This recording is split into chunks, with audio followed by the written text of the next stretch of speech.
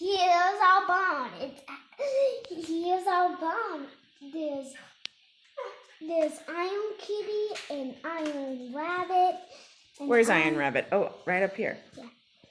And here's Iron Dog. He has invisible shield, and here's our pig.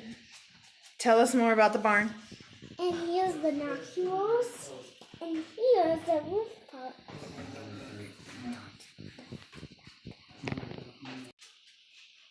Here's the bubble. And what's this over here? The house. But it's kind of too small to fit a farmer in. Well, that's because Mommy built the house. An iron dog, an iron cat. But perfect for iron bunny. Anything else, Walker?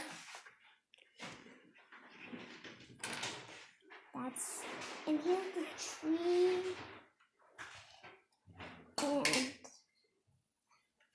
I can't fit in. The bunny can't even fit in the house. And I'm going to show you all that. Iron Kitty has a club and iron. And this is Wookie Behind Paw. And this is Shine Paw. And Iron Bunny has a stretchable arm that goes back.